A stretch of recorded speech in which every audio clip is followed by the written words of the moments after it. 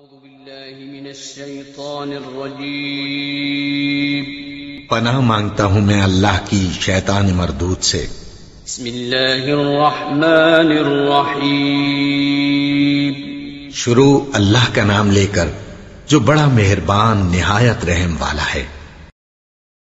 اعوذ باللہ من الشیطان الرجیم بسم اللہ الرحمن الرحیم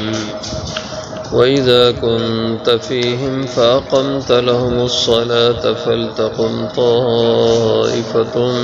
مِّنْهُمْ مَعَكَ وَلْيَأْخُذُوا أَسْلِحَتَهُمْ فَإِذَا سَجَدُوا فَلْيَكُونُوا مِنْ وَرَائِكُمْ وَلْتَأْتِ طَائِفَةٌ أُخْرَى لم يصلوا فليصلوا معك وليأخذوا حذرهم وأسلحتهم ود الذين كفروا لو تغفلون عن أسلحتكم وأمتعتكم فيميلون عليكم ميلة واحدة ولا جناح عليكم إن كان بكم أذى من مطر أو كنتم مرضى أن تضعوا أسلحتكم وخذوا حذركم إن الله أعد للكافرين عذابا مهينا فإذا قضيتم الصلاة فاذكروا الله قياما وقعودا وعلى جنوبكم فإذا اطمأننتم فأقيموا الصلاة إن الصلاة كانت على المؤمنين كتابا موقوتا۔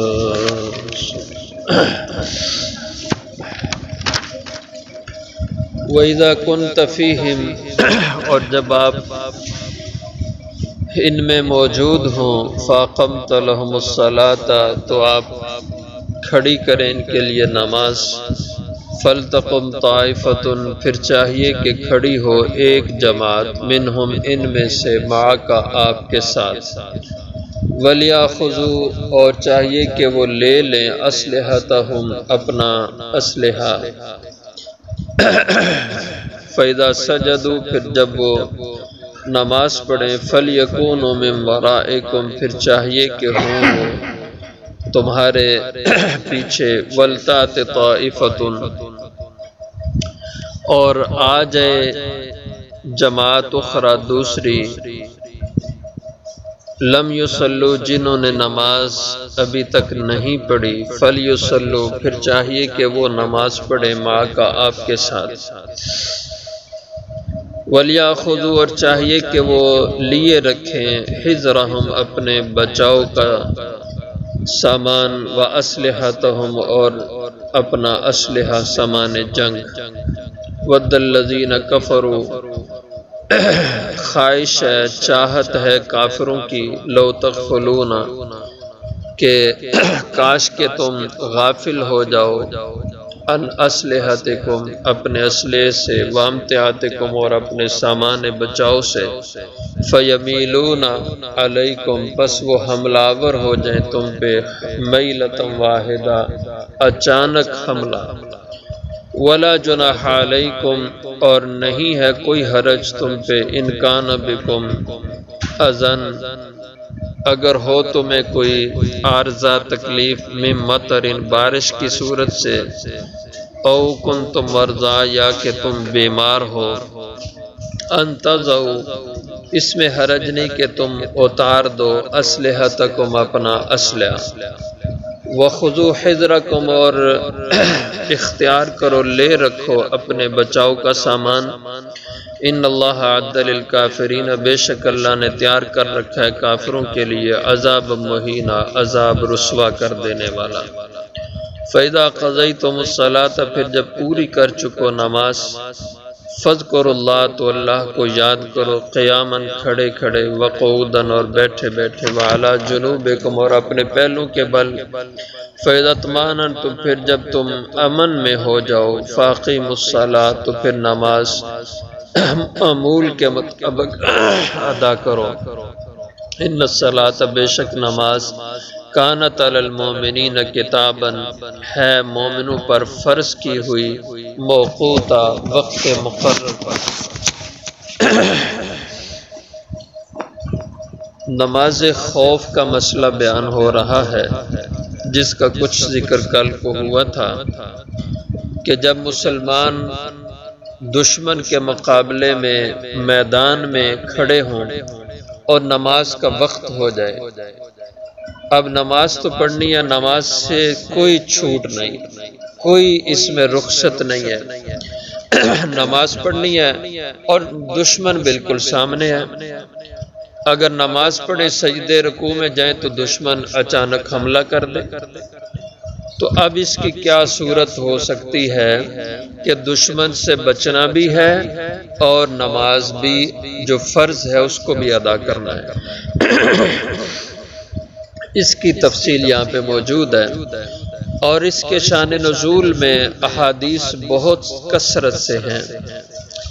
اور تفسیر مظہری میں بڑی تفصیل سے اس کے اوپر احادیث جمع کی گئی ہیں، مختلف طرح سے صحابہ نے اس کو بیان کیا۔ تو ایک عرض کرتا ہوں، غزوہ ذات الرقاء ایک غزوہ واقعہ ہوا، رسول اللہ صلی اللہ علیہ وسلم اس غزوہ پہ تشریف لے گئے اور دشمن بالکل سامنے تھا، تو دشمن نے ارادہ کیا کہ مسلمان جب زور یا عصر کی نماز کا جو وقت آ رہا تھا اس کے حوالے سے انہوں نے آپس میں مشورہ کیا کہ مسلمان یہ نماز نہیں چھوڑتے کسی صورت، اور ان کو نماز میں بڑا لطف اور مزہ آتا ہے، اور یہ اپنی جان، اپنی اولاد، اپنے والدین، ان سے بھی زیادہ عزیز ان کو نماز ہے۔ تو اس لیے جب یہ نماز کا وقت آئے گا، یہ نماز پڑھنا شروع کریں گے تو ہم ان پہ نماز کی حالت میں حملہ کر دیں گے۔ اس کے لیے انہوں نے اپنی تیاری شروع کر دی۔ تو اللہ تعالیٰ نے حضرت جبریل امین علیہ السلام کو بھیجا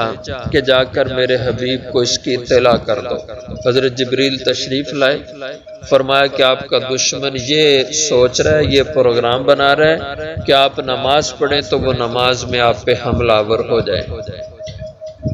تو آپ صلی اللہ علیہ وسلم نے فرمایا اس کا پھر حل کیا ہے؟ نماز تو ہم نے پڑھنی ہے۔ تو حضرت جبریل علیہ السلام نے فرمایا کہ اللہ تعالیٰ نے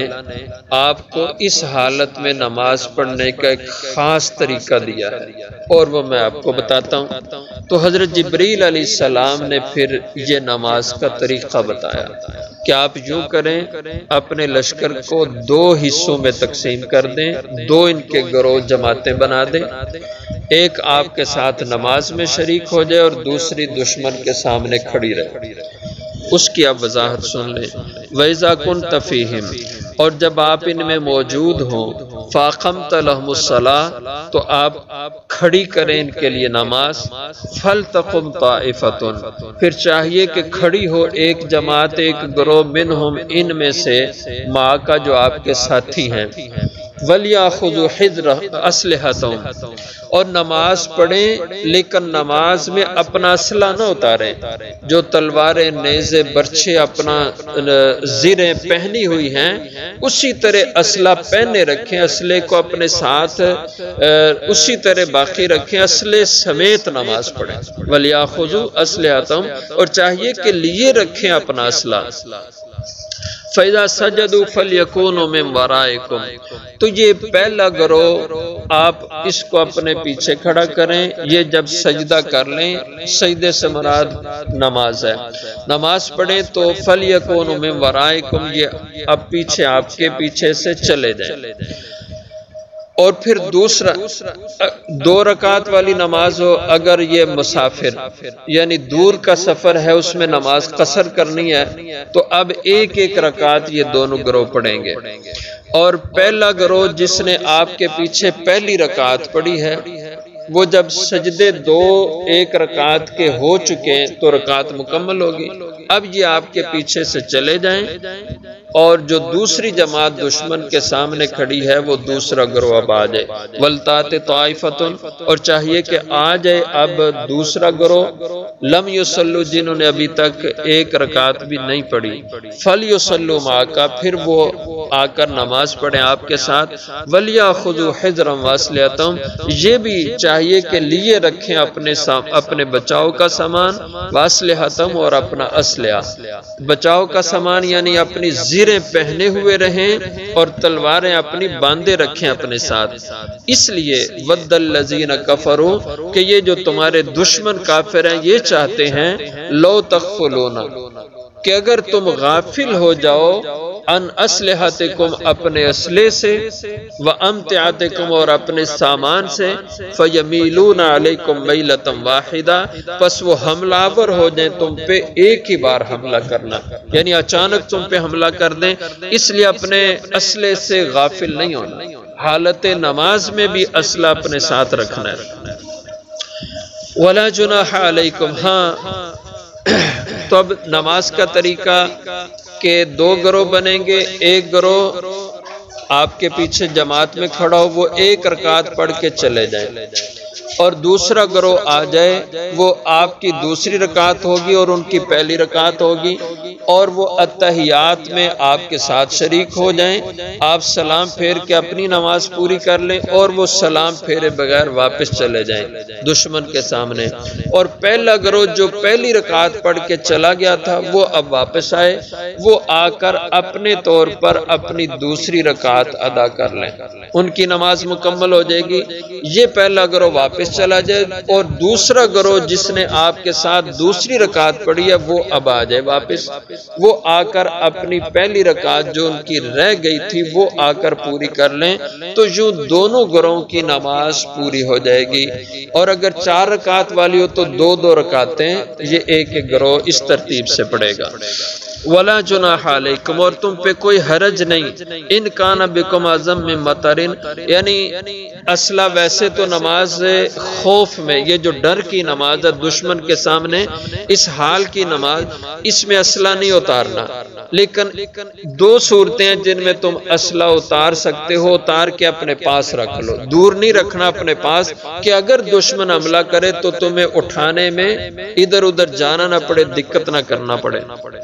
ایک صورت تو یہ بارش ہو جائے اور بارش کی وجہ سے تمہاری زیریں بھیگ جائیں، ایک تو زیرہ لوہے کی استعمال ہوتی تھی اور ایک زیریں چمڑے کی استعمال کرتے تھے، اور چمڑے کے اوپر چربی لگا دیتے تھے کہ اگر تلوار کا وار ہو تو وہ پھسل جائے اس کے اوپر سے اور تلوار اس کو کاٹ نہ سکے۔ تو ظاہر ہے جب بارش ہوگی تو چمڑا بھیگ جائے گا، اور جس سے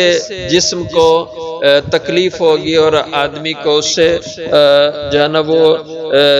اندر بے چینی سی کی کیفیت پیدا ہوگی، اور یا یہ ہے کہ کپڑے بھیگ جائیں گے اور تلوار باقی اسلحہ وغیرہ وہ باندھا ہوا ہے، تو جس کی وجہ سے انسان کی طبیعت میں گھبراہٹ پیدا ہوتی ہے، کپڑے بھیگ جائیں، چیزیں بھیگ جائیں۔ تو بارش کی صورت میں اگر تمہاری طبیعت برداشت نہ کر رہی ہو ان چیزوں کو اپنے ساتھ لگا رہنا، تو اس کو اتار کے رکھ لو نماز کے وقت۔ تو ان کان بکم اعظم من مطر، تم پہ کوئی حرج نہیں کہ اگر تمہیں تکلیف ہو بارش کی وجہ سے، او کنتم مرضی،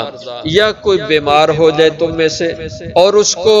بیماری کی حالت میں نماز تو پڑھنی ہے، لیکن نقاہت بیماری کی وجہ سے کہ نماز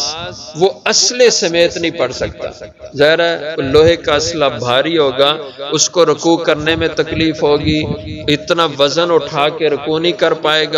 رکوع سے اٹھنا مشکل ہوگا، اگر کمزوری ہوگی بیماری میں، ایسے بیمار وہ اسلحہ اتار کے رکھ لے اور نماز بغیر اسلحے کے پڑھے۔ تو انتظروا اسلحتکم، کوئی حرج نہیں ایسی صورت میں کہ تم اتار دو اپنا اسلحہ، وخذوا حذرکم، اور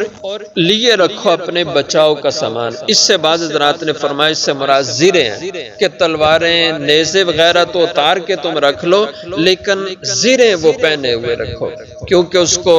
دوبارہ پہننے میں کافی دقت لگے گی تمہیں، اس لیے وَخُذُوا حِذْرَكُمْ اپنی زیریں وغیرہ انہیں پہنے رکھو۔ ان اللہ عَدَّ لِلْكَافِرِينَ عذاب مہینہ، بے شک اللہ نے تیار کر رکھا ہے کافروں کے لیے عذاب ذلیل اور رسوا کر دینے والا۔ فَإِذَا قَضَيْتُمُ الصَّلَاةَ، پھر جب تم نماز ادا کر چکو، فَاذْكُرُوا اللَّهَ قِيَامًا وَقُعُودًا وَعَلَى جُنُوبِكُمْ، کہ نماز کے بعد پھر بقیہ اوقات میں تم اللہ کے ذکر میں مشغول رہو، اور اس کے لیے کوئی شرط نہیں کہ تم باوضو ہو یا تشہد میں بیٹھے بیٹھے تم ذکر کرو، بلکہ جس حال میں بھی کھڑے بیٹھے لیٹے تم ہو تم اللہ کا ذکر کرو۔ اور اس کی دوسری تفسیر یہ تفسیر مظہری والوں نے فرمائی ہے، فرماتے ہیں فَاذْكُرُوا اللَّهَ قِيَامًا وَقُعُودًا سے مراد ذکر قلبی ہے، ذکر لسانی زبانی ذکر تو نماز میں ہو گیا، نماز ساری ذکر ہے، تو یہ جو فرمایا جب نماز ادا کر چکو اس کے بعد فَاذْكُرُوا اللَّهَ پھر اللہ کا ذکر کرو، اس سے مراد ذکر قلبی یعنی دل کا ذکر، اس سے مراد کیا یعنی اب نماز کے فارغ ہونے کے بعد یہ نہیں کہ اب تم اللہ سے ہی فارغ ہو گئے ہو، اب جو چاہو تم جا کے نماز کے علاوہ بقیہ اوقات میں اپنی من مانی کی زندگی گزارو، نہیں، بلکہ نماز کے بعد بھی تمہارا دھیان اللہ کی ذات میں لگا رہے، تم جس بھی کام میں لگو تو تمہارا دھیان اللہ کی ذات کی طرف ہو۔ جیسے حدیثوں میں آتا ہے کہ جو شخص ایک نماز پڑھ کے اس کا دل پھر لٹکا رہے مسجد کی طرف کہ اس نے پھر دوبارہ نماز کے لیے آنا ہے، یہ بہت بڑا عمل ہے، یہ بہت محبوب ادا ہے، اور یہ گویا پورا دورانیہ اس کا اللہ کے ہاں نیکی